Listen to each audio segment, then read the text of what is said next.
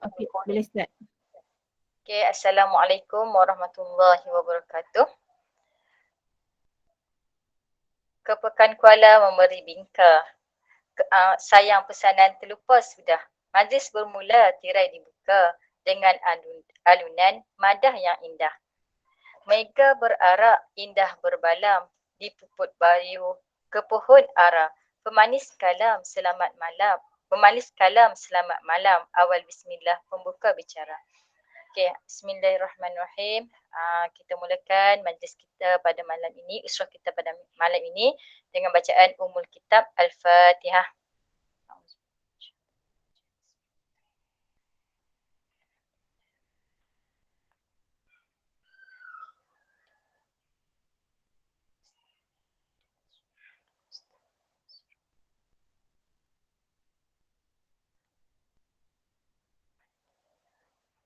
Ustazah Masyitah dan Ustazah Masyitah.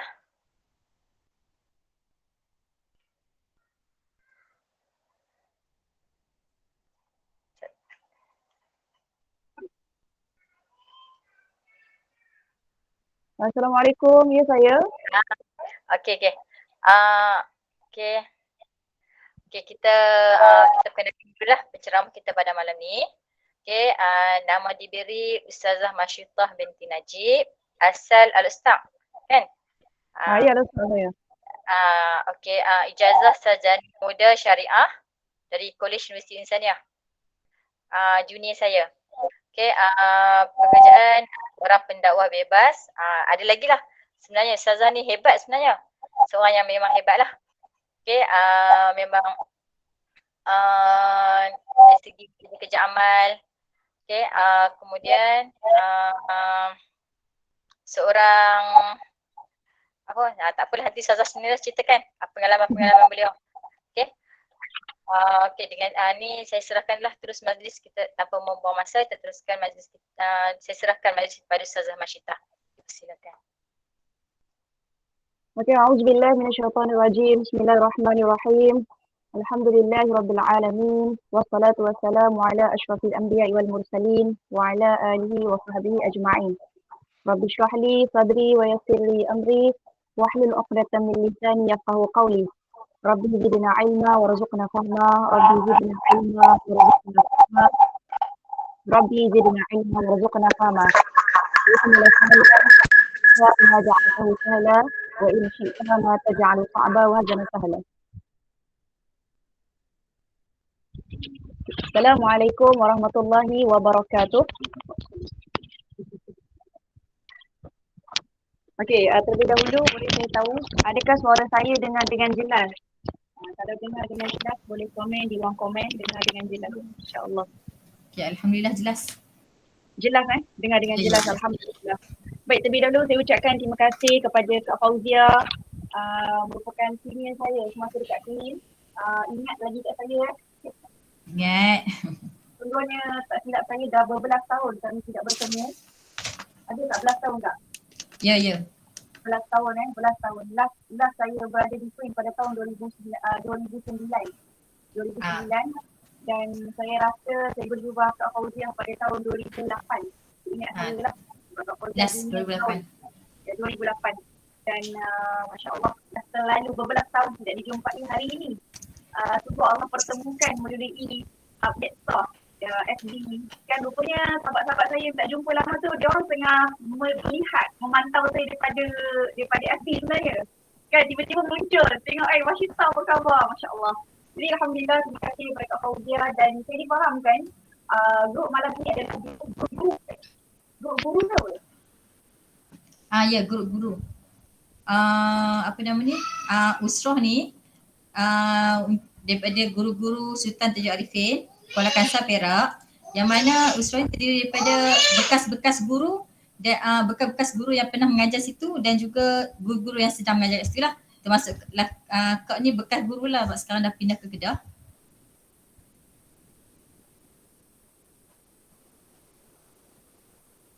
Suara tak clear, suara tak dengar. Okey, sorry ada sedikit gangguan. Okey, Alhamdulillah. Jadi selain itu juga saya diberi keizinan oleh Kak Fauzia lah untuk saya invite beberapa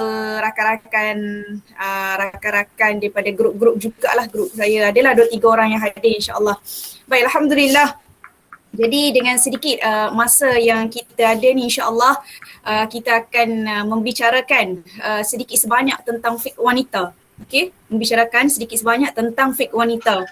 Dan mungkin sahabat-sahabat yang pertama kali baru kenal saya selain Kak Fauzia, yang pertama kali baru kenal nama saya, jadi insya-Allah saya sebenarnya diberi nama Masyiqah binti Muhammad Najib. Saya berasal daripada Al-Ustaz Kedah. Dahulu saya sekali lah satu College Universiti Insaniah dengan Kak Fauzia. Selepas tu saya habis, saya sambung belajar dekat Syria. Kemudian saya sebelum ni saya merupakan guru sekolah menengah Maktab Mahmud Langkawi. Kemudian beberapa tahun dekat sana saya ambil keputusan untuk berhenti dan kemudian saya berhijrah ke Kuala Lumpur. Saya sekarang menetap dekat Sungai Buloh. Dan sebelum tu pada tahun 2014 saya merupakan pegawai agama Hospital Pusrawi Senyum Berhad KL. Dan kemudian dalam beberapa tahun jugalah saya berkhidmat dekat sana dan kemudian saya ambil keputusan untuk buat kerja dakwah bebas. Dan sekarang ini saya merupakan sukarelawan pengurus jenazah wanita dan juga merupakan kiranya leader lah, founder kepada syarikat Rikos Pizza, syarikat saya sendirilah, dan juga bekerja sebagai sukarelawan ummah, buat kerja-kerja untuk bantu ummah insya-Allah. Mohon doakan saya istiqamah. Baik, insya-Allah pada hari ini kita akan membicarakan tentang fiqh wanita. Okey.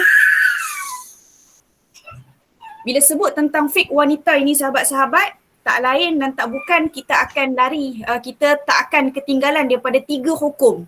Okey, kita tak akan ketinggalan daripada 3 hukum, iaitu ianya mesti berkaitan dengan hukum haid, dan yang kedua mestilah berkaitan dengan hukum nifas, dan yang tiga adalah hukum istihadah.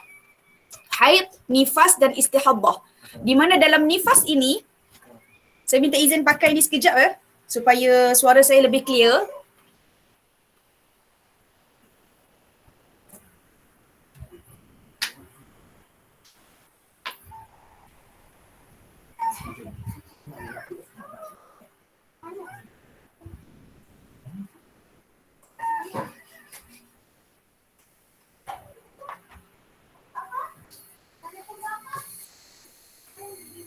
Okey, suara saya dengar lebih jelas tak daripada tadi? Jelas. Jelas lagi Tempat lain saya tak pastilah. Sekejap. Dia punya mic ni, dia punya iPhone ni dia terlalu earphone ni dia terlalu pendek. So okey, baik, alhamdulillah. Jadi apabila sebut darah wanita, dia mesti melalui 3 fase, dia mesti berkaitan dengan salah satu daripada 3 ni. Kalau bagi yang dah baligh, dia akan melalui fasa haid dulu, takkan datang nifas dulu. Kan? Jadi nak tak nak dia akan melalui fasa haid dulu. Kemudian dia akan datang pada fasa nifas ataupun dia akan berkaitan dengan fasa istihadah. Jadi ketiga-tiga hukum ni, kenapa kita terlepas pandang. Okey, kita terlepas pandang di mana kalau kita tidak mendalami sama ada sedalamnya ataupun kita langsung tak ambil tahu tentang hukum-hukum ini, maka kita akan mengalami masalah melalui ibadat kita. Ibadat kita. Kerana apa? Sahabat-sahabat rahmati Allah Subhanahu Wa Taala, bila berkaitan dengan fiqh wanita, darah wanita, nak tak nak dia mestilah kita akan melibatkan keadaan kita bersuci tu bagaimana. Okey, adakah suci kita itu sah atau tidak? Okey, seperti mana firman Allah Subhanahu Wa Taala, seperti mana sabda Nabi sallallahu alaihi wasallam, faqdi ma yaqdi al-hajju ghaira an la tatufi bil baiti. Dia berkaitan dengan ibadat kita. Okey? Dan yang kedua berkaitan dengan solat kita. Okey sahabat-sahabat, saya bagi contoh mudah. Okey, kadang-kadang ada orang terlepas pandang, dia melengahkan solat. Sebagai contoh, solat zuhur kita masuk 1.40. Sebagai contoh, 1.40. Kemudian dia solat pada pukul 3. Sebagai contoh, kemudian dia nak solat ni. Dalam pukul 3, dia nak solat. ketika mana dia pergi tandas untuk dia salat, kemudian tiba-tiba turun darah ketika itu. Dia melihat, ada darah. Jadi tak payah salat. Haid, dia berlaku haid dekat situ, dia tak perlu salat. Jadi dia pun tak salat. Bila dia tak salat, jadi kalau kata melibatkan bab hukum salat, adakah salat dia itu perlu diqada ataupun tak perlu diqada? Jadi benda itu dia kena ambil penting. Dan pada hakikatnya apabila dia melihat darah turun ketika waktu tersebut, maka wajib ke atasnya qada salat tersebut setelah dia bersuci. Jadi ramai wanita terlepas pandang bab ni. Antara yang lain, saya bagi contoh yang lain. Sebagai contoh, contoh yang lain yang saya bagi agak mudah sikit lah. Okay? Masalah pertama, bab salat sendiri. Kalau kita tak faham darah kita turun waktu sekian-sekian, dia akan melibatkan salat dan puasa kita. Saya cerita bab salat dulu. Sebagai contoh, darah haid terhenti pada akhir waktu salat. Pada akhir waktu salat. Sebagai contohlah, dia dah period dalam 5 hari. Kemudian pada hari kelima ketika mana akhir waktu salat zuhur sebagai contoh. Akhir waktu salat zuhur. Contoh salat zuhur nak masuk salat asar pada jam 4.40. Sebagai contoh, asar 4.40. Kemudian dia pergi ke tandas pada jam 4.30. Dia tengok darah dia memang tak ada. Sebelum tu pun dia tengok darah dia tak ada lagi. Tak ada juga darah. Kemudian ada sedetik waktu antara zuhur nak masuk ke asar dalam 5 minit lagi. 5 minit lagi saja. Ketika itu adakah dia nak membiarkan tanpa dia salat zuhur ataupun dia biarlah dulu, nantilah aku sembahyang mandi wajib kemudian baru aku sembahyang. Okay, mandi wajib lepas tu sembahyang asar sekali. Sahabat-sahabat rahmati Allah Subhanahu Wa Taala, dalam satu hadis Nabi SAW, Nabi kata apa? Man adraka rak'atan minas salati faqad adraka as-salah. Apa sabda Nabi? Barang sesiapa yang dapat melakukan 1 rakaat sahaja dalam salat, dalam waktu tersebut, maka sesungguhnya dia sudah mendapati salat yang sempurna pada waktu itu. Maka ketika itu sahabat-sahabat, dia perlu mandi wajib. Katakanlah dia tengah mandi wajib, tiba-tiba berlaku azan asar. Maksud dia walaupun dia hanya mampu buat 1 rakaat sahaja salat ketika itu, waktu tu dia wajib cepat-cepat mandi wajib dan kemudian dia perlu sembahyang zuhur ketika itu. Katalah tak masuk lagi waktu asar. Dia perlu cepat-cepat solat zuhur ketika itu. Katalah tengah-tengah dia solat, dia baru 1 rakaat, kemudian berlakulah asar. Dia dengar bunyi azan asar. Maka dia perlu meneruskan solat zuhur tadi. Solat zuhur tadi tidak dikira sebagai solat qada dan solat itu dikira sebagai solat fardu macam biasalah. Okey, dia perlu teruskan solat tersebut. Itu antara hukum-hukum yang perlu kita ketahui dan dia sebenarnya panjang lebar perbahasan ini. Okey, dan antara yang lain, kenapa dia perlu seseorang wanita itu perlu mendalami sedalamnya tentang darah wanita? Kerana ia juga melibatkan puasa. Sebagai contoh saya beri dalam hukum nifas tersendiri. Okey sahabat-sahabat, kadang-kadang kita terlepas pandang membezakan antara adat dan juga hukum.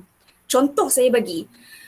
Pernah tak terdengar, okey ini mak-mak dulu, nenek-nenek dulu ajar kita, kita nifas ni 40 hari. Ada orang kata nifas 60 hari. Okay, betul? Benar, nifas 40 hari, nifas 60 hari. Pernah tak terdengar, okey, ataupun kita sendiri pernah tak terbuat, contoh kita dah bersalin anak anak kedua, ketiga, dan kita tunggu nifas kita tu selama 40 hari. Sampai 40 hari tiba-tiba ada darah kita terputus. Maksud darah kita tak turun. Contohlah darah kita tak turun dalam 5 hari sebagai contoh.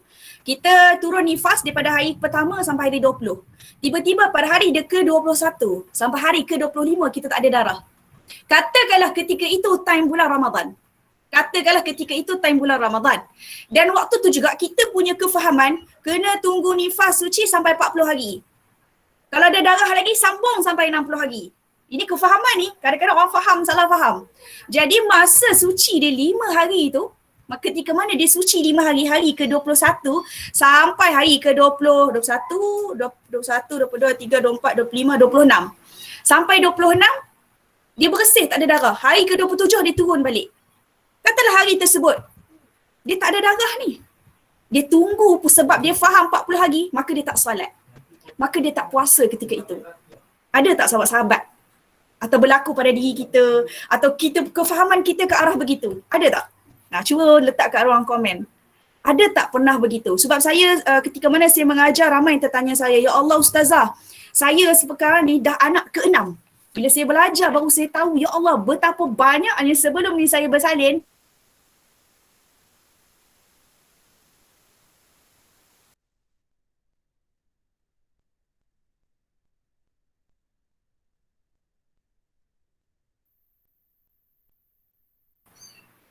Pernah tak terdengar?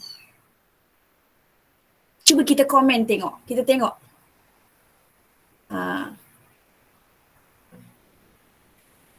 Baik sahabat-sahabat. Cuba komen, pernah tak terdengar tentang masalah ni? Tunggu sampai 60 hari baru nak solat. Tunggu sampai 40 hari baru nak solat. Kalau hari ke-41 ada darah lagi pun, kita sambunglah. Pernah tak? Jadi kalau kita tak faham selok-belok bab hukum ni, maka habislah. Bab ibadat kita, bab puasa kita, solat kita, semua habis. Semua habis. Tak pernah dengar? Tak pernah dengar? Tak pernah setakat ni kering je nifas terus solat dan puasa. Tak pernah dengar. Pernah mak cakap masa bersalin anak pertama. Pernah orang tua cakap tapi tak ikut sebab dia tak tahu, tak payah tunggu sampai 40 hari. Okey, saya sering berhadapan dengan masalah. Ini realiti realiti. Bila kita mengajar, ramai yang kata kat saya, Ustazah, saya dah anak berapa baru saya tahu rupanya tak perlu tunggu sampai 40 hari pun darah kering. Contoh saya bagi ni. Katakanlah hari tu bila keluarnya lepas bersalin ni, nifas hari pertama sampai hari katalah sampai hari pertama sampai hari ke 20 ada darah. Hari ke-21 tak ada darah. 22, 23, 24, 25, 26 tak ada darah. Maka bila tak ada darah kita kena solat. Kita kena mandi wajib dan kita kena solat. Kemudian turun darah balik. Maka ketika itu tak perlulah kita solat. Katalah time itu bulan Ramadan, kita kena puasa ketika itu. Jadi ada orang yang faham kena tunggu 40 hari. Walaupun tak ada darah pun kena juga tunggu. Dia faham maksud adat. Dia faham hanya adat. Dia tidak faham tentang istilah ibadat. Jadi ini kesilapan yang sungguh besar sebenarnya. Antara perkara yang lain sahabat-sahabat melibatkan tawaf, melibatkan hukum kita baca Quran. Boleh tak orang itu haid dia baca Quran, boleh ke tidak? Ataupun dia hanya sekadar mendengar Al-Quran, ataupun hanya dengan berniat berzikir. Jadi semua tu melibatkan hukum-hukum yang sangat berat. Okey, hari tu pantang 40 hari tu pantang yang lain. Sebenarnya minimum bagi seorang wanita yang nifas adalah sebanyak 40 hari. Itu minimum menurut mazhab Al-Imam Syafi'i. Tapi maksimum wanita pantang adalah hari ke sampai 60 hari. So masuk hari ke-61 kira sebagai istihadah. Ini kena clear. Okey, minimum adalah 40 hari, maksimum adalah 60 hari. Baik sahabat-sahabat rahmati Allah Subhanahu Wa Taala. Kita bila sebut tentang darah wanita, kita pertama sahabat-sahabat yang diceritakan tentang darah wanita ini, okey, pada zaman Nabi SAW dulu, pada zaman jahiliyah dululah, pada zaman dulu, asal hukum haid ini ada hukum haid dan peraturan dia. Okey, yang bila mana berlakunya hukum. Macam mana nak berlakunya ketetapan hukum? Cerita dia pada zaman dahulu, orang Yahudi dan juga orang Kristian pada zaman jahiliyah, okey, mereka ini melayani para wanita ini, orang wanita yang mana turun darah ini dengan berbeza-beza cara. Ada setengah orang Yahudi ketika mana wanita itu ni sebelum turunnya ayat Al-Quran, sebelum turunnya hadis Nabi, penerangan tentang bagaimana wanita itu datang haid, bolehkah kita dengan wanita tersebut, berada dengan wanita tersebut. Jadi pada zaman jahiliyah dulu, wanita yang turun haid, wanita yang turun haid dia tak boleh keluar rumah. Atau orang yang berada dengan sekali, contoh suami dengan anak. Kalau kata isteri dia turun haid je, isteri kena duduk kat bilik lain. Tak boleh duduk sekali dengan anak, dengan suami, tak boleh. Sebab apa? Kefahaman mereka adalah wanita yang haid ini najis, kotor. Kefahaman ini sangat berat. Okey? Malah berlaku pada kefahaman Islam ketika itu. Okey? Kemudian bagaimana selepas itu, apabila kefahaman ini berlaku salah, maka turunlah ayat. Okey, turunlah ayat. Allah SWT berfirman dalam suratul Baqarah, ayat 222. Allah Ta'ala kata apa?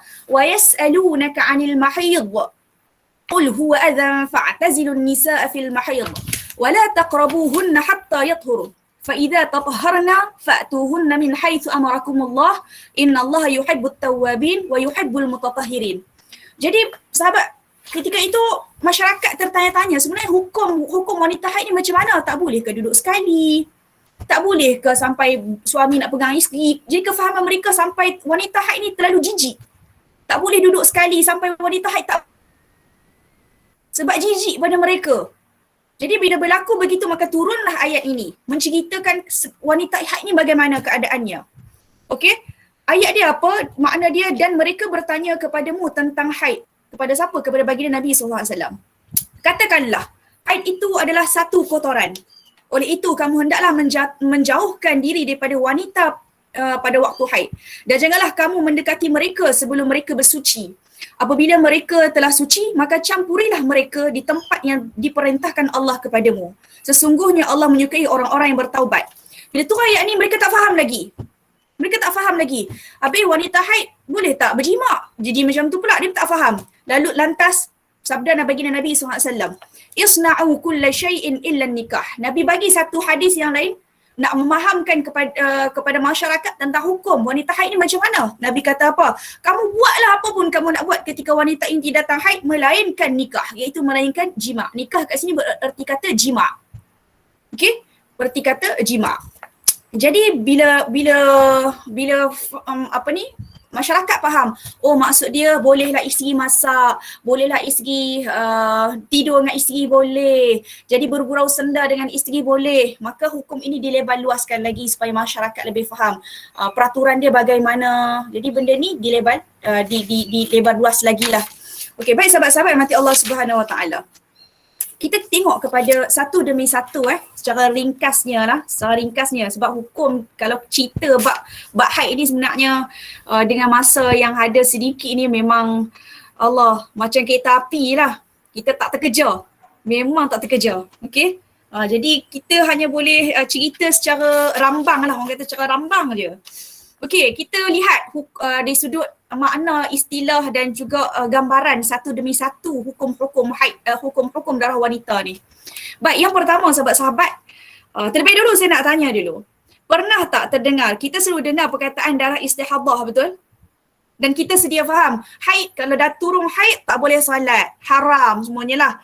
Kalau turun nifas pun sama juga, tak boleh solat, tak boleh puasa. Tapi istihadah berbeza, kena solat, kena puasa. Macam hukum macam kita, macam biasa, okey, seperti mana bukan hukum wanita haid dan nifas.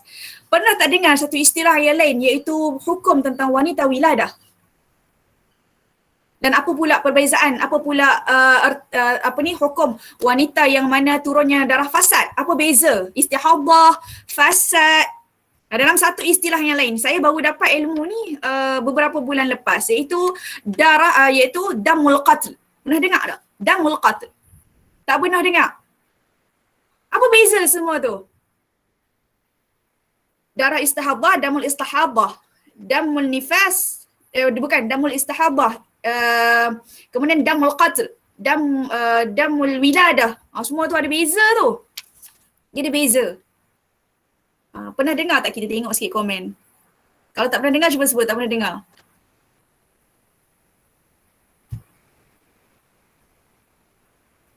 Tak pernah dengar? Okey. Darah nifas tu biasalah kan. Kita biasa dengar darah istihadah, darah nifas, darah haid. Lepas tu ataupun darah wiladah lah lagi satu. Ataupun darah fasad. Fasad itu sebenarnya satu istilah sahaja. Satu istilah dan hukum dia sama macam hukum darah istihadah, sama. Ataupun darah nifas, darah wiladah. Darah wiladah ni darah apa? Cuba cerita dulu apa yang kita faham tentang darah wiladah. Dan apa yang kita pernah dengar tak tentang maksud, tentang perkataan damul qatl?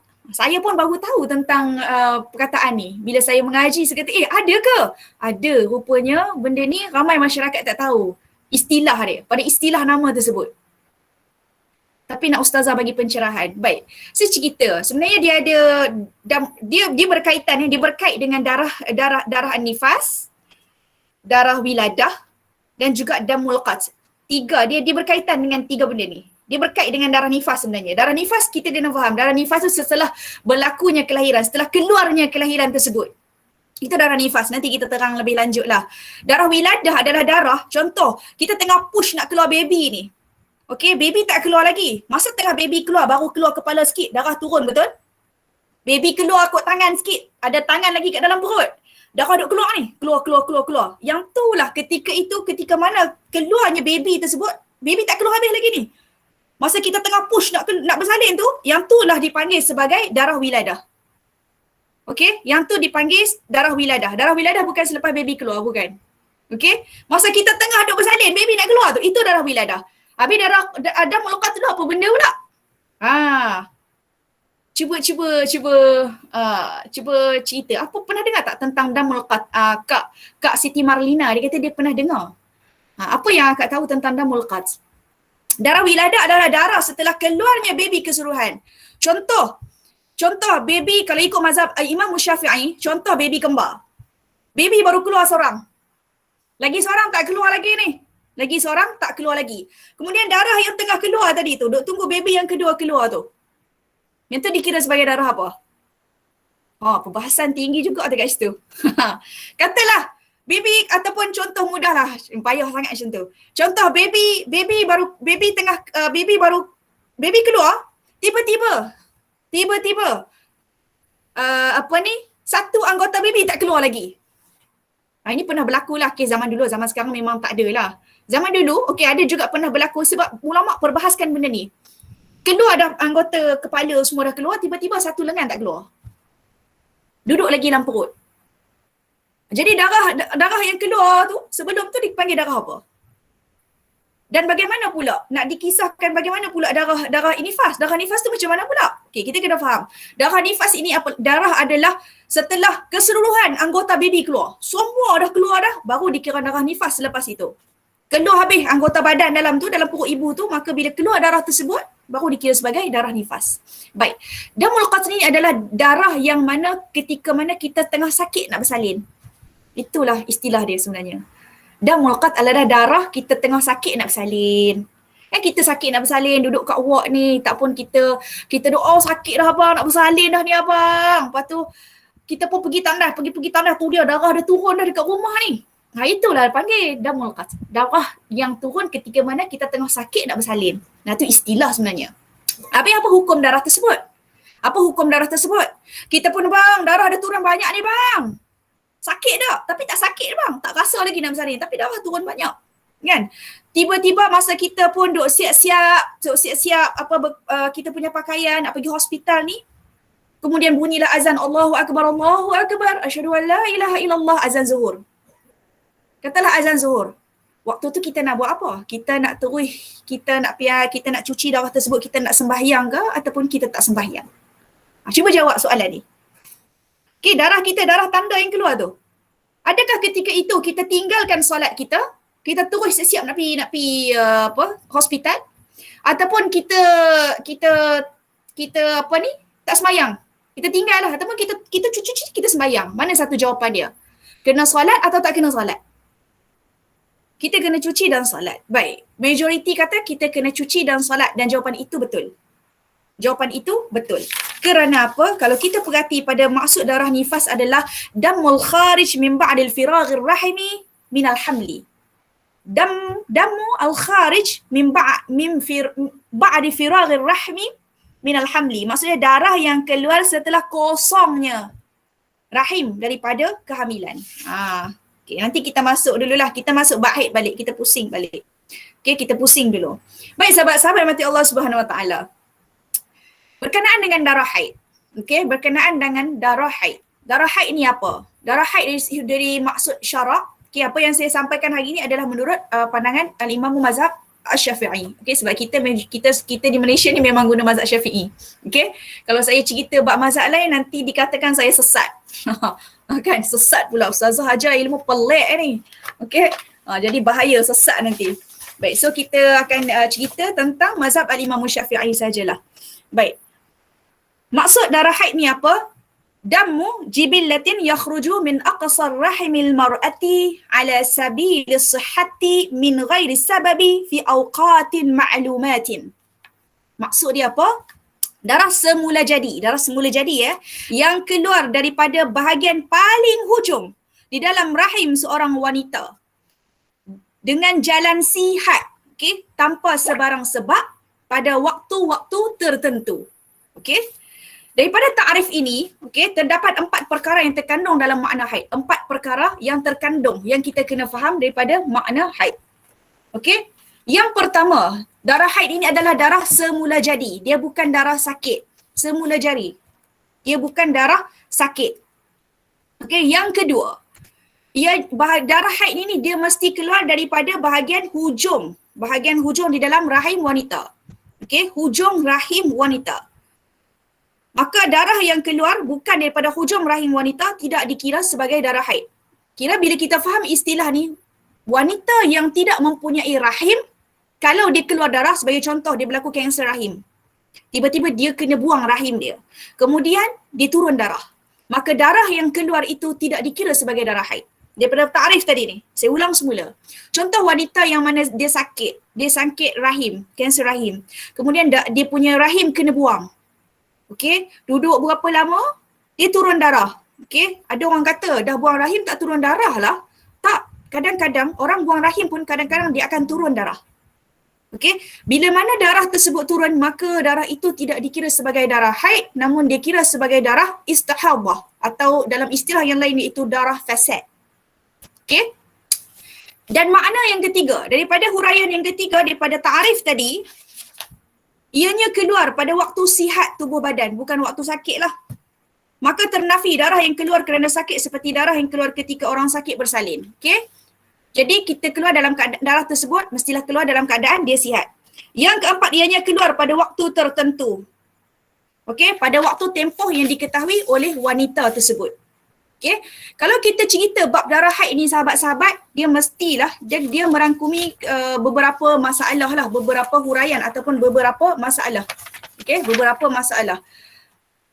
Antara dia tentang bagaimana bilanya kita nak iktabar sebagai darah haid. Sebagai contohlah wanita tersebut turun darah sebelum umur dia genap 9 tahun qamariyah. Adakah darah tersebut dikira sebagai darah haid? Sebagai contoh Sebagai contoh, anak kita pada tahun 2021 ni lah sebagai contoh. Pada bulan, sekarang bulan berapa? Bulan 8. Katalah bulan 9 ni, anak kita dia lahir bulan 9. Dan pada bulan 9 ni, umur dia genap 9 tahun. Contoh, umur dia genap 9 tahun. Tiba-tiba dia turun darah. Okey, dia turun darah pada bulan 9 juga. Dia turun darah pada bulan 9. Okey, adakah darah yang dia turun tersebut dikira sebagai darah haid? Faham tak soalan saya? Faham? Kalau faham cuba jawab.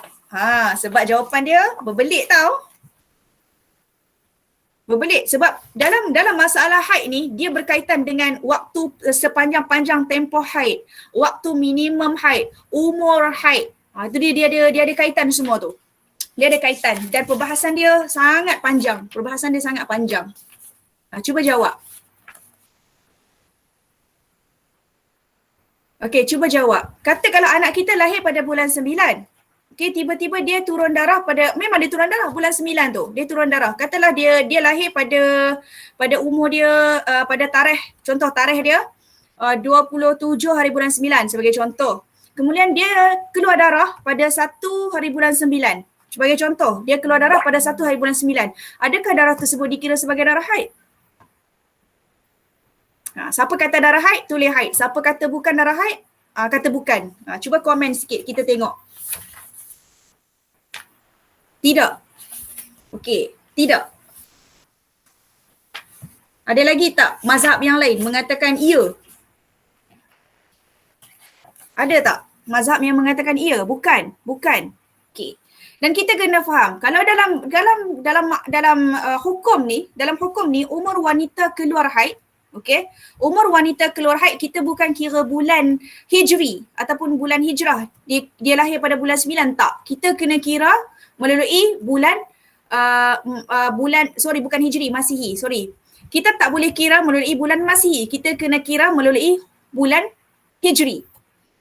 Okey, bulan Hijri. Saya ambil contoh.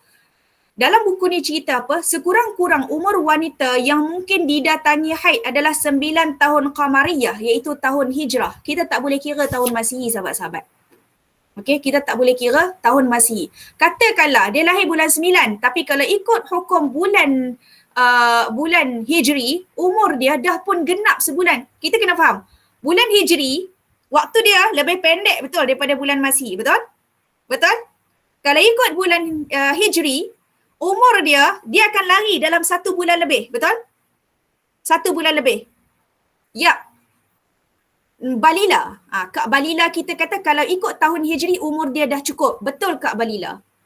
Maka darah yang turun pada 1 hari bulan 9 sedangkan dia lahir pada 27 hari bulan 9 tahun Hijri. Bukan Hijri, Masihi. Maka darah yang turun pada 1 hari bulan 9 tersebut, kita tak boleh melihat pada kalender Masihi. Kita kena lihat pada kalender Hijri.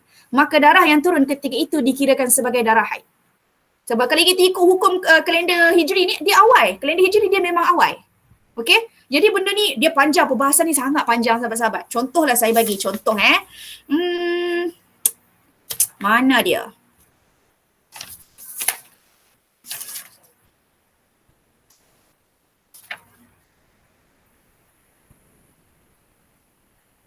Okey, seorang perempuan. Okey, contoh adik comel ni, okey contoh adik comel lah. Adik comel tiba-tiba dia nampak darah dia keluar 10 hari sebelum umur dia mencapai 9 tahun qamari. Sebelum umur dia mencapai 9 tahun qamari. Adakah hukum dia tersebut sebagai hukum darah haid?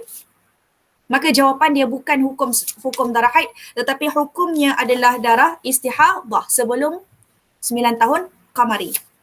Okey. Katakanlah dia turun darah. Okey. Katakanlah dia turun darah ketika mana umur dia, ini perbahasan yang lain pula. Katakanlah dia turun darah ketika mana umur dia nak masuk. Okey. Nak masuk lagi, okey, kalender Hijri ni.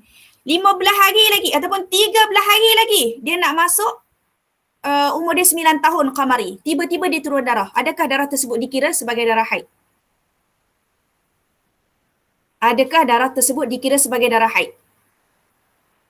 Katakanlah lagi 13 hari dia nak masuk umur dia 9 tahun qamari. Tiba-tiba pop dia turun darah.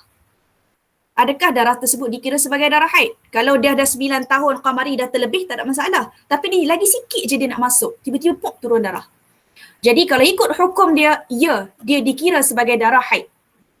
Dikira sebagai darah haid. Kak Sita Cima. Okey. Ia dikira sebagai darah haid dan betul. Okey. Macam mana kita nak tahu beza dia? Jarak dia adalah 16 hari sebelum umur dia genap 9 tahun qamari. Saya ulang semula. Ketika mana umur dia hampir nak masuk 16 hari, bukan 16 hari, sorry. 15 hari sebelum umur dia nak genap 9 tahun qamari. 9 tahun qamari jangan tersalah Tiba-tiba dia turun darah dan darah itu dikira sebagai darah haid. Kenapa dia kata 15 hari? Sebab dia ambil tempoh waktu suci.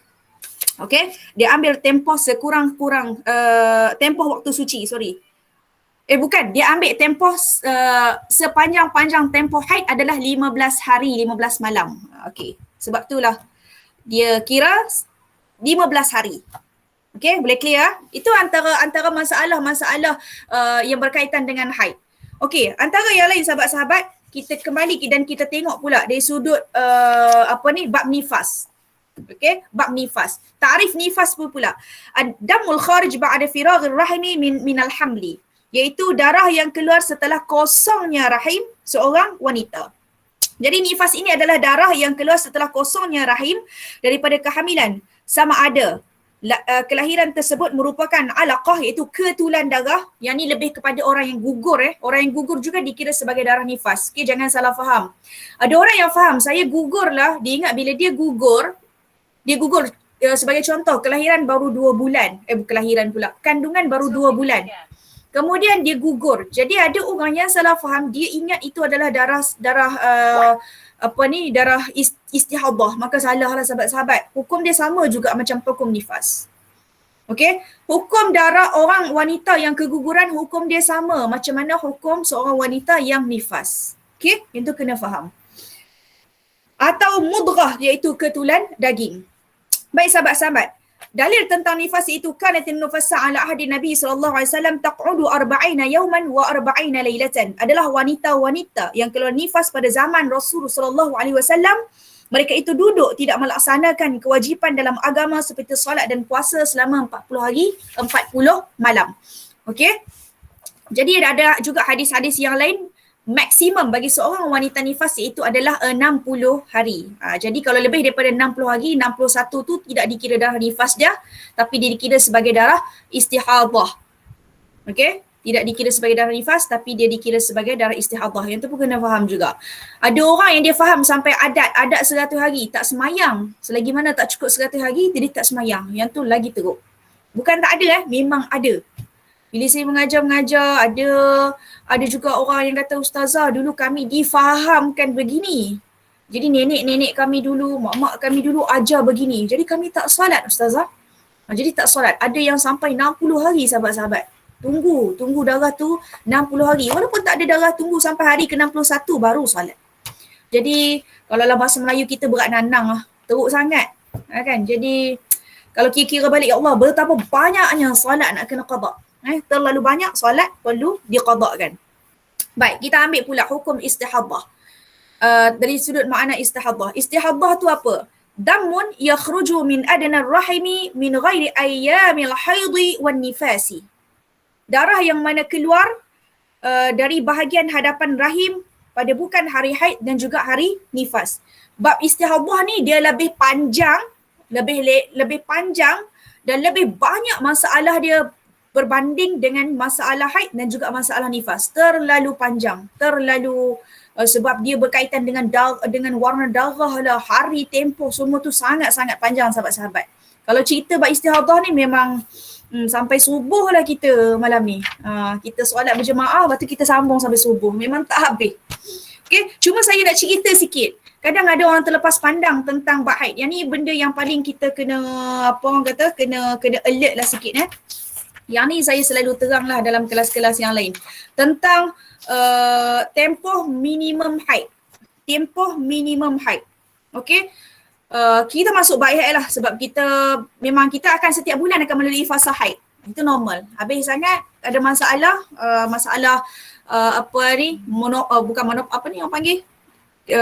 hormon. Habis sangat kita ada masalah hormon, terlarilah 2-3 bulan. Tak datang, lepas tu datang balik. Tapi kita tak akan terlepas daripada hukum haid. Hukum haid sangat kita kena ambil berat. Baik sahabat-sahabat rahmat Allah Subhanahu Wa Taala. Biasa yang saya lihat ramai wanita ataupun masyarakat kita hari ini terlepas pandang pada perkataan sekurang-kurang haid 24 jam. Jadi ada orang yang tunggu, okey, saya bagi contoh saya bagi soalan dulu sebelum kita nak bawa lebih lanjut. Soalan dia, contoh Kak Siti ni dia tengok darah dia keluar pada jam 5 petang dan berterusan sehingga jam 3 petang. Okey, 5 petang, darah dia keluar pada jam 3 petang dan kemudian berterusan sampai jam 3 sampai jam 5 petang je. Pada hari pertama ni. Kemudian darah dia berhenti. Contoh saya bagi. Saya ulang semula soalan dia. Kak Siti, dia nak pergi semayang Zuhur lah. Okey, terlewat sikit semayang sebab baru balik shopping. Contoh, balik shopping dia pun pergi tandai. Tengok pukul 3 dah time tu. Tengok darah dia keluar pada pukul 3 petang. Dia pun wah, tak apalah. Aku dah tak semayang lah. Dah turun darah. Tapi dia kena ingat, solat tu dia kena qada. Okey, dia kena qada solat tu. Melainkanlah darah dia turun pada tiba darah dia keluar pada pukul, dia perasan darah dia. Sebagai contoh, dia perasan darah dia pada pukul 1.39. Alamak, ada darah. Okey, ada darah. Dia pun keluar tandai. Keluar tandai. Allahu Akbar. Asyhadu an la ilaha illallah. Dia kena solat tak? Dia kena qada tak solat tu? Kena qada tak? Cuba jawab. Zuhur 1.40 ataupun 1 something lah. Tiba-tiba dia pergi tandai ni. Dia pergi tandai, tiba-tiba dia nampak darah. Oh, ada darah. Dalam seluar dalam dia ada darah. Dia keluar je tandai, bunyi azan. Kena solat tak? Dia kena qada tak solat tu? Betul, jawapan dia tak perlu qada. Okey, tak perlu qada sebab belum masuk waktu solat Zuhur lagi. Okey, belum masuk waktu solat Zuhur lagi. Okey. Tapi katakanlah dia solat dia nampak darah dia pada pukul jam 3. Nampak darah dia pada jam 3. Yang ni ramai perempuan terlepas pandang. Terlepas pandang apa? Dia tak qada solat tersebut.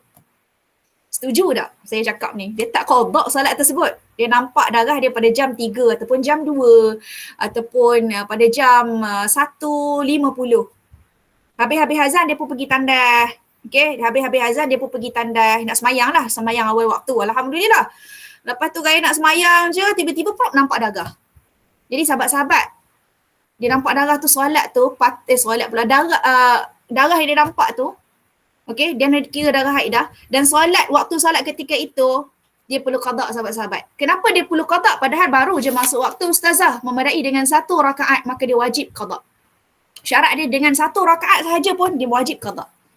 Okey sahabat-sahabat, jadi kita ramai terlepas pandang. Ramai masyarakat hari terlepas pandang. Dia ingat waktu turun je darah waktu Zuhur, Zuhur tu tak payah dah. Turun je waktu Maghrib tu dah tak payah. Dia tak sahabat-sahabat. Okey, hukum dia kena qada apabila telah masuk waktu tersebut. Okey, back kepada soalan tadi. Ada ramai orang salah faham tentang istilah sekurang-kurang haid adalah sehari semalam atau dalam istilah yang lain adalah 24 jam. Sehari semalam ataupun 24 jam. Soalan saya, contoh, Cik Siti dia nampak darah dia pada jam 3 petang. Nampak darah dia pada jam 3 petang. Kemudian darah tu berterusan sampai jam 5 petang. Kemudian dia tunggu lepas 5 petang dia pun dah nak semayang maghrib. Okey. Bila dia nak semayang maghrib, dia pun cucilah pad, dia pun tukarlah pad baru, betul? Dia tukar pad baru. Kemudian dia pun lepas isyak dia pun tengok tak ada darah lah pula. Pad tu bersih je. Dia bangun tengah malam pukul 12 nak terkencing, tetap tak nampak darah. Dia bangun malam, kan, duk biasa bangun tahajud, bangun-bangun tak ada darah juga. Dia bangun subuh, besok nak mandi, tak ada darah juga. Okey, tak ada darah juga. Jadi dia pun tak apalah. Tunggu lagi, tunggu punya tunggu. Tak ada darah juga. Okey, kemudian dia pun duk esoknya hari kedua, darah dia turun waktu yang sama juga. Contoh waktu yang sama jugalah pukul 3 sampai pukul 5. Ataupun darah dia turun daripada pukul 12 sampai pukul 3. Daripada pukul 12 tengah hari sampai pukul 3. 3 jam je setiap hari darah dia turun.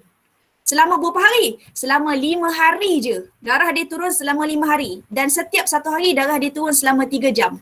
Saya nak tanya sahabat-sahabat, selama 5 hari darah dia turun selama 3 jam itu, adakah darah-darah tersebut dikira sebagai darah haid? Cuba jawab. Dan bagaimana solat-solat dia? Dan apakah hukum dia? Siti Glamour. Macam mana hukum darah tersebut? Sebab kalau kita faham syarat-syarat haid, sekurang-kurang darah haid mestilah 24 jam. Panjang ni perbahasan dia. Sangat pun panjang. Cuba jawab. Seorang wakil pun tak apalah jawab. Kita ada masa lagi sikit je. Betul, baru 5 jam, tak cukup 24 jam. So darah tu nak kira sebagai darah apa? Darah tu nak kira sebagai darah apa?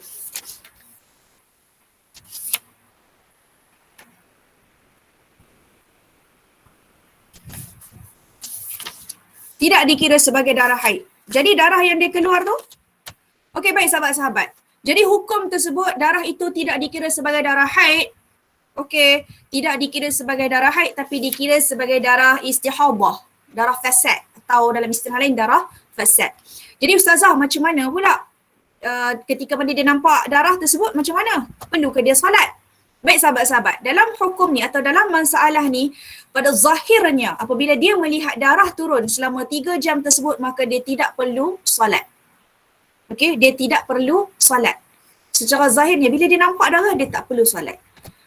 Lepas tu waktu maghrib dia tak semayang sebab dia duk tunggu lagi darah turun. Aisyah pun dia tak semayang. Tengah malam dia tengok-tengok darah tak turun juga ni. Sahabat-sahabat, ketika mana dia tidak nampak turun, darah turun, kaedah dia adalah dia patut ambil kapas, dia patut cek dekat dia punya bahagian kemaluan dia. Dia patut cek, tengok. Kalau kata darah itu masih tidak turun maka ketika itu dia perlu cuci kemaluan tersebut dan dia terus perlu solat. Ustazah, tak payah mandi wajib ke? Tak payah mandi wajib sahabat-sahabat. Sebab apa tak payah mandi wajib? Sebab apa? Betul. Kalau time tu bulan puasa maka dia kena ganti puasa. Okay. Sebab darah itu darah istihadah maka dia tidak perlu mandi wajib. Okay. Sebab syarat untuk mandi wajib mestilah darah itu tersebut darah haid. Sekarang darah tersebut belum cukup 24 jam walaupun selama 5 hari darah itu turun tapi turun 3 jam darab 5 baru 15 jam. Maka dia tak perlu mandi wajib. Dan dia hanya cuci macam biasa dan dia perlu salat. Tu kaedah dia. Ramai orang yang terlepas pandang yang dia faham sekurang-kurang haid 24 jam. Maka bila mana darah dia turun selama 3 jam dia pun tunggu tak semayang lagi. Tunggu juga tak semayang punya lama. Subuh esok pun dia tak semayang. Kemudian duha kan, waktu duha sebagai contoh. Biasa solat duha tapi dia pun tunggu 24 jam. Tak semayang. Maka dia solat yang dia tinggal tersebut, maka dia wajib qada solat tersebut. Sahabat-sahabat, kalau ia berlaku pada kita kena kira balik. Banyaknya solat aku tak qada ni, tak tahu. Okay. Tapi masa nampak darah tu tak perlu solat. Tak boleh lah pada zahirnya. Pada zahir ketika mana dia nampak ketika yang ni pun dia berkaitan dengan istihadah juga. Katakanlah time tersebut, waktu tersebut memang waktu dia memang akan turun darah haid. Takut nanti tertukar pula dengan darah istihadah. Okey, kena fahamlah. Contoh dia biasa datang haid pada 13 hari bulan. Okey, pada 13 hari bulan. Ataupun habis sangat lari pada 14, habis sangat dalam 15, 19. Okey, dia kena tahulah macam mana perkiraan dia. Tapi katalah ketika itu memang waktu dia memang turun haid pun, tapi tiba-tiba berlaku begitu. Saya pernah terjadi pada saya waktu saya lepas bersalin anak keempat. Okey, lepas saya bersalin anak keempat, ni ketika saya kita duduk belajar bab-bab ni, tiba-tiba Allah uji. Saya tak pernah terjadi. Saya ada 4 orang anak. Sepanjang saya bersalin anak, saya tak pernah jadi masalah ni. Bila kita belajar, rupanya bila kita belajar Allah dan kita mengajar, Allah akan uji apa yang kita cakap tu. Kan, bila berlaku pada anak keempat, saya kan pelik. Apa hal darah saya masa tu saya baru mendalami ilmu tersebut. Saya pelik, apa hal darah aku ni turun 2 jam, lepas tu dah esok 3 jam. Kan, 2 jam, 3 jam. Ni lepas saya habis nifas lah ni, lepas habis nifas semua. Dia dah berapa bulan lepas kelahiran saya apa semua, lepas anak bersalin, dia berlaku macam ni. Mengganggu juga. Jadi kita nak kena check balik. Ya Allah, darah aku turun pukul berapa sampai pukul berapa. Nak check balik ni satu demi satu. Sebab pada ini saranan saya, sebagai seorang wanita sebenarnya dia tak boleh ambil mudah lah. Sebab bila dia turun haid, dia ingat ambil ringan. Sebagai contoh kalau boleh pada kita kena ambil satu kalender. Ataupun kalau kata kita malas nak ada kalender, kita buat kalender dalam handphone je lah. Okay, kalender dalam handphone. Kalau saya sendiri, secara peribadi, saya akan buat dalam handphone saya akan buat group. Group tu saya juga. Kan, ada 2-3 nombor, saya akan add nombor saya juga. Saya akan tulis. Contoh, katakanlah saya turun haid pada hari ni lah, 15 hari bulan 8. Saya akan tulis 15 hari bulan 8, saya turun period. Sebagai contoh, pada jam 5 petang. Saya akan tulis 5 petang, asar. Saya akan tulis macam tu. Sebab apa kat situ saya dah boleh take note. Bila saya berlaku turun darah kemudian pula tiba-tiba darah berhenti pula, saya tahu nak membezakan antara ini darah haid ke, ini darah istihadah ke, ini dah bercampur macam mana saya nak kira suci, nak kira katakanlah berlaku dalam satu bulan itu berlaku 2 haid, macam mana nak kira tu. Kan dalam bulan berlaku 2 haid. Jadi benda tu pening tu kita nak kira. Jadi benda-benda tu sangat penting. Sebab tu saya saya akan buat kalender saya sendiri supaya saya tahu cukup tak, genap tak saya suci untuk saya nak menentukan haid saya yang kedua. Sebab takut-takut nanti kita sangka kita haid yang kedua, rupanya kita dalam fatrah istihadah. Sebab apa? Kita punya tempoh suci belum cukup 15 hari. Okey? Kita tak boleh kira haid yang kedua selagi mana tempoh suci kita tidak genap 15 hari. Okey, kita kena lalui dulu tempoh suci 15 hari. Baru kata tiba-tiba turun darah, baru kita boleh kira darah yang kedua itu adalah sebagai darah haid. Selagi mana tempoh suci, tempoh suci selagi mana tak cukup 15 hari daripada period kita yang pertama, bukan period pertama, daripada haid kita yang tempoh mula-mula tu, maka kita tak boleh hukum sebagai darah haid. Walaupun ketika mana istihadah itu turun darah. Jadi benda tu sangat penting sebenarnya. Sebab tu saya suka buat jadual. Saya suka buat jadual supaya saya tahu kira. Oh ini istihadah. Oh ini haid. Sebab saya bila saya lepas bersalin saya memang akan mengalami masalah-masalah macam tu. Tapi alhamdulillah dia tempoh sampai setahun lebih, nak dekat 2 tahun baru saya akan clear. Tak ada masalah, period saya cantik lah. Hormon, dia gangguan hormon. So saya akan jumpa doktor lah, ambil ubat dan sebagainya. Baik sahabat-sahabat. Ada soalan tak dengan masa yang sedikit? Kalau dia suci, darah tu boleh ke dia solat? Apa tu? Kalau dia suci dari darah tu boleh ke dia solat? Ya, dia kena solat lah. Dia kena solat. Cuma dia tak perlu mandi lah. Kalau kata selagi mana darah dia tadi kumpul-kumpul, himpunan darah tadi tidak mencukupi 24 jam, dia tak perlu mandi wajib. Okay? Tapi biasanya bila saya mengajar macam ni, orang akan kata apa tahu. Tapi normal lah, saya pun tipu juga. Dia akan berlaku juga diri kita. Dah nampak darah, walaupun tak cukup 24 jam, kita nak solat ni, kita tetap akan mandi, betul tak? Ada juga orang kata kat saya, ustazah tak puas lah tak mandi. Walaupun hukum dia kata tak payah mandi. Okay, hukum pada sudut hukum dia, darah itu bukannya darah haid pun sebab tak cukup 24 jam walaupun telah memakan masa sampai 4-5 hari. Okay, himpunan waktu tak cukup 24 jam. Tapi orang perempuan ni tipulah, dia nak mandi juga. Dia tetap akan nak mandi. Normal lah macam tu. Walaupun waktu tu dalam tempoh tarikh haid kita tetap tak perlu mandi, betul? Tak perlu mandi. Sebab himpunan darah tersebut tidak mencukupi 24 jam dan darah tersebut tidak dikira sebagai darah haid tapi dikira sebagai darah istihadah. Sebab sekurang-kurang darah haid adalah 24 jam. Okey, sekurang-kurangnya darah haid adalah tempoh sehari semalam atau dalam istilah yang lain 24 jam. Ni sangat penting. Mana lagi saya bagi contoh Okey, boleh bagi soalan dulu. Berkali-kali mandi wajib. Itulah. Memanglah. Orang perempuan memang rajin mandi pun. Dia memang rajin mandi. Kalau kata hukum tak mandi pun nak mandi juga. Ada juga soalan, ni memang pelik lah. Saya pun tak boleh nak kata apalah. Saya tak buatlah perangai tu kan. Ada juga jumpa kat saya, masa dia istihadah pun, okay, dia istihadah, bila time nampak darah aja, lepas tu lepas tak nampak darah dia nak mandi. Lepas tu dia nak mandi juga. Saya tak tahulah sampai berapa kali dia mandi. Ada orang macam ni jumpa saya. Dia cakap, apa ustazah, saya tak puas bila saya tak mandi wajib. Saya rasa macam tak sah solat saya. Saya pun ikut hang lah. Kan? Ikut suka lah dah rajin mandi kan. Kan? Tapi sebenarnya tak ada fungsi pun dia mandi wajib. Dia nak mandi wajib apa? Sebabnya dia istihadah dalam keadaan suci. Tapi dia kata tak puas ustazah. Kita pun dah terang. Kenapa perlu mandi? Padahal dalam keadaan suci, tak perlu mandi pun. Tak puas nak mandi juga sebab ada darah. Ikut sukalah. Kan? Was-was kot. Betul. Isu dia sebab dia ada was-was dalam diri. Isu dia sebab ada was-was dalam diri. Betul. Jadi kita was-was ni sebenarnya salah satu daripada sifat sebenarnya yang tak bagus lah. Sifat antara gangguan syaitan sebenarnya. Jangan ada was-was sangat dalam diri tu. Ada boleh tapi jangan terlalu ketara. Bahaya sebenarnya. Bahaya. Okay? Baik, ada soalan lain sahabat-sahabat. Ada terbaca kalau kita period pada waktu maghrib nanti kena ganti solat 2 waktu iaitu maghrib dan asar. Betul sahabat-sahabat? Okey, memang betul. Mana buku ni ada cerita. Okey, saya cerita sikit tentang kena qada solat 2 waktu. Contoh kita bagi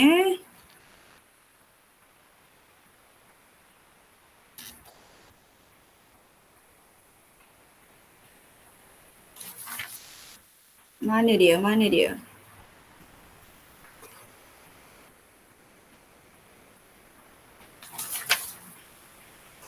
Okey. Saya bawa contoh yang pertama dulu. Mandi banyak kali membazir. Pembaziran lah. Tak apa, dia dapat air free. Air selangor free.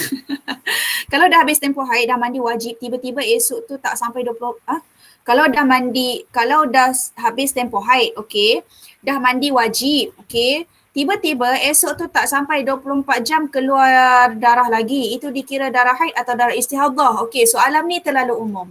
Dia tak boleh, saya nak jawab terus pun tak boleh sebab okey, soalan ni terlalu umum. Saya perlu pada perkiraan. Dia datang haid tu dah berapa hari? Okay. Tarikh dia bagaimana? Baru kita boleh jawab dia haid atau dia istihadah. Okay. Sebab apa? Kadang orang berlaku dua haid dalam satu masa. Kadang-kadang orang berlaku dalam tempoh haid dia ada an-naqa', tempoh an-naqa'. An-naqa' ni apa sahabat-sahabat? An-naqa' ni ini masalah berlaku pada kebanyakan wanita lah. Memang banyak berlaku. Ada orang yang haid dia teratur 7 hari, 5 hari jalan cantik, habis-habis kemudian tunggu pula sampai tempoh suci 15 hari dia datang pula haid. Itu tak ada masalah. Isu dia ada orang yang mana dia datang haid sebagai contoh. Datang haid 5 hari, kemudian berhenti sampai 4 hari. Kemudian datang lagi darah, kemudian berhenti pula. Datang pula. Jadi dia pening dekat situ. Bila berlaku keadaan begitu dia kena kira. Kira apa? Bila tempoh haid dia berhenti dan dia kena kira tempoh suci dia. Dia kena melalui satu fasa iaitu tempoh suci selama 15 hari untuk dia menentukan haid dia yang seterusnya. Adakah itu darah haid ataupun itu darah istihadah? Atau itu masih darah istihadah lagi. Jadi benda tu sangat panjang. Kalau kata umum sangat soalan ni memang kita payah nak jawab lah. Haid 1 hingga 14 hari, 24 jam ke ustazah, selebihnya istihadah ke? Apa tu? Haid 1 hingga 14 hari, 24 jam. Tak, dia kena 15 hari sahabat-sahabat. Dia kena 15 hari, 15 malam.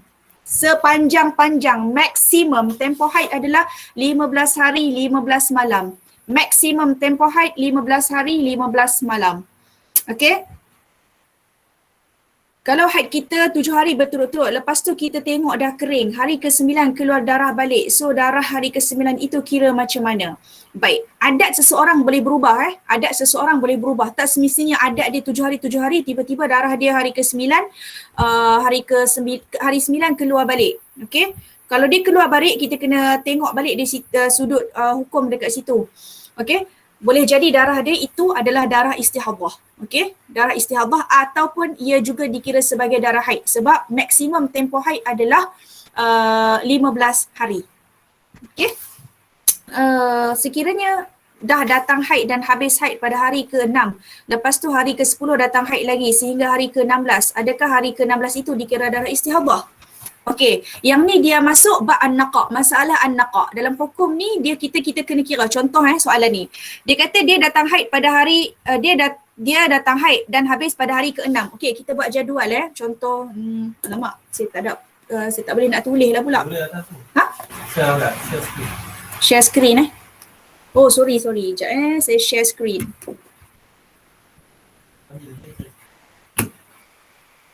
Kak Fauzia pandai tak share screen?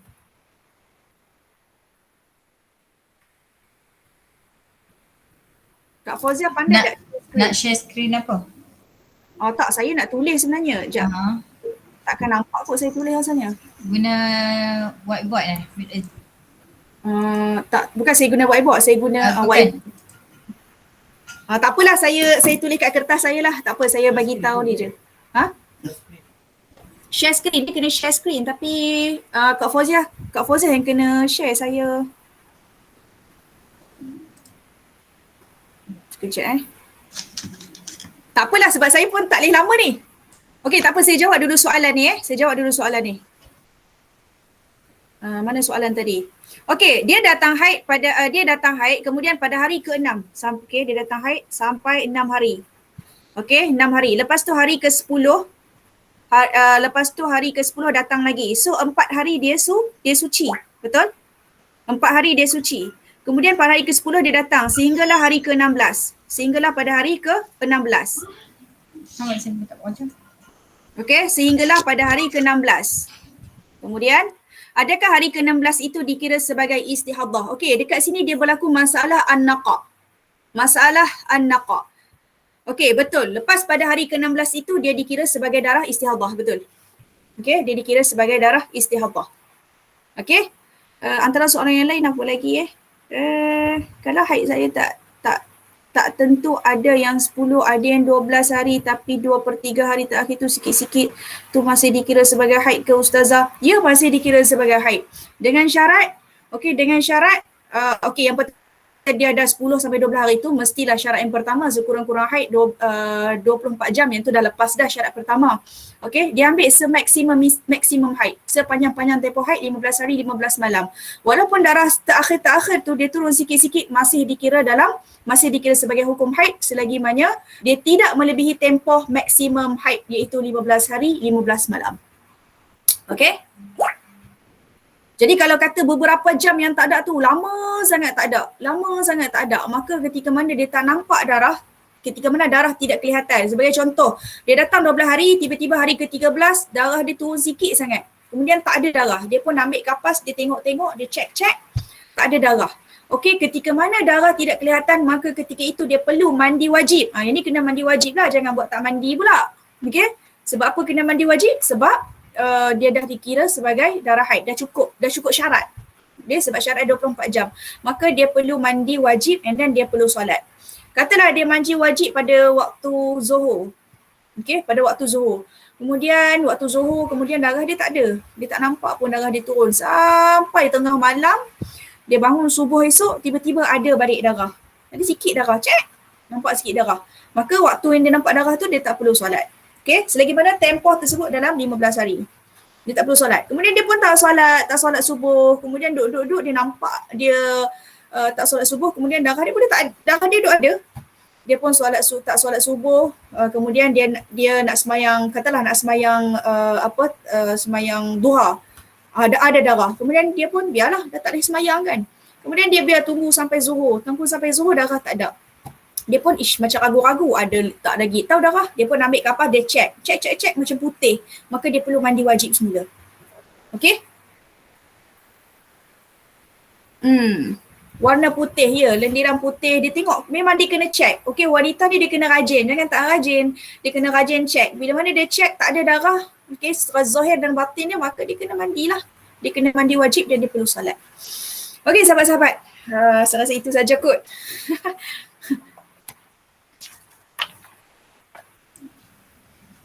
Okey. Kalau nak cerita panjang, banyak orang nak cerita, sangat panjang. Tak apa, nanti kita buat kali kedua ya. Masa tu mungkin InsyaAllah. Kita ambil masa panjang sikit lah. Kita tengok ke masa free Ustazah. Okay. Boleh insyaAllah. Ada orang belakang. Tak apa. Okay, terima kasih banyak kepada Ustazah Masyidah kerana sudi berkongsi ilmu kepada kita pada malam ni. InsyaAllah ada kesempatan kita akan jemput lagi pada siri yang kedua insyaAllah. Okay, sebelum tu boleh tak Ustazah minta baca doa sikit lah, doa penutup. Doa penutup boleh insyaAllah. Baik, sebelum tu saya nak berpesan pada diri saya dan juga pada semua sahabat-sahabat. Okey, yang penting sentiasalah kita belajar tentang ilmu tentang diri kita lah. Lebih mudah istilah kita faham tentang ilmu diri kita sendiri. Jangan pernah berhenti untuk belajar. Okey, jangan tunggu Ustazah Masyidah buat kelas baru nak belajar. Jangan sahabat-sahabat. Cari ilmu, sentiasa mencari ilmu dan terus mencari. Saya sampai hari ini pun saya belajar lagi. Banyak benda yang bila saya belajar, lagi banyak saya belajar, baru saya sedar bahawa saya sendiri pun dalam kejahilan sebenarnya. Ya Allah, banyak benda je aku tak tahu. Ataupun banyak bendanya aku sendiri salah faham. Kan? Saya sendiri salah faham. Jadi bila makin lama belajar, saya kata ya Allah, banyak perlu kita perbaiki sebenarnya. Jadi sahabat-sahabat jangan berhenti untuk belajar. Nanti Kak Fauzia set pula lah dengan guru-guru yang lain untuk lebih banyak lagi kita belajar. Okey, dan sedikit masa sahabat-sahabat, selain saya mengajar ilmu tentang fiqh, saya juga mengajar tentang ilmu tentang kematian lah, ilmu pengurusan jenazah. Okay, saya sebenarnya sekarang merupakan sukarelawan pengurus jenazah wanita dan alhamdulillah boleh dikatakan kelas-kelas kursus jenazah saya pun alhamdulillah juga banyak. Dan saya baru saja 2 hari lepas, baru je semalam saya baru habis kelas online kursus jenazah. Okay, kursus jenazah secara teori dan juga praktikal, di mana saya menguruskan jenazah-jenazah yang macam-macam kes lah, kes leput, kes berulat pun ada, kes meninggal bertahun-tahun, dan yang paling terkini adalah kes COVID lah. Saya antara salah satu daripada sukarelawan yang menguruskan jenazah-jenazah COVID. Jadi sahabat-sahabat, andai nak belajar tentang cara pengurusan jenazah ataupun ilmu tentang pengurusan jenazah, ilmu kematian, insya-Allah saya sudi berkongsi dengan semua insya-Allah. Okey, insya-Allah. Dan saya mohon maaf sekiranya masa yang terus sedikit ini sebenarnya saya tak puas untuk kita beri. Tapi insyaAllah akan datang jika diizinkan Allah kita terus berkongsi lagi insyaAllah. Baik, kita tutup dengan doa ya sahabat-sahabat. A'udzubillahi minasyaitonirrajim. Bismillahirrahmanirrahim. Alhamdulillahirabbil alamin. Hamdan hamidin, hamdan syakirin, hamdan yuwafi ni'amahu wa yukafi'u mazidah. Ya Rabbana lakal hamdu kama yanbaghi li jalali wajhikal karim wa 'azimi sultanik. Allahumma ighfir lana dhunubana wa liwalidina warhamhuma kama rabbayana shighara. اللهم أحينا بالإيمان وأمتنا بالإيمان واحشرنا بالإيمان وأدخلنا الجنة مع الإيمان برحمتك يا أرحم الراحمين. اللهم فقهنا في الدين وعلمنا التأويل واهدنا إلى صراطك واجعلنا من الناجحين والفائزين والمتفوقين في الدين في الدنيا والآخرة. لا إله إلا أنت سبحانك إنا كنا من الظالمين. لا إله إلا أنت سبحانك إنا كنا من الظالمين. لا إله إلا الله ونعم الوكيل فنعم المولى ونعم النصير ولا حول ولا قوة إلا بالله العلي العظيم. اللهم رزقنا رزقا من السماء والأرض وارزقنا وأنت خير الرازقين. وصلى الله على سيدنا محمد والحمد لله رب العالمين. Saya serahkan majlis kepada Kak Fauzia. Okay, amin ya rabbal alamin. Okay, sebelum kita akhir majlis ini ada dua pantun lah. Lidah berfungsi untuk mengecap, organ terpenting pastilah saraf. Kalau ada salah berucap, tangan meminta maaf. Bunga bangkai Rafflesia arnoldii, baunya sungguh busuk sekali. Usrah kita sampai di sini. Semua kelak berjumpa lagi. InsyaAllah kita akan jumpa lagi pada minggu yang akan datang. Terima kasih banyak-banyak Ustazah Mashita. Lebih banyak masa ni Ustazah Mashita, banyak ada program lain. Okay, terima kasih banyak-banyak. Kita jumpa lagi insyaAllah. Baik, insyaAllah. Terima kasih. Waalaikumsalam warahmatullahi wabarakatuh.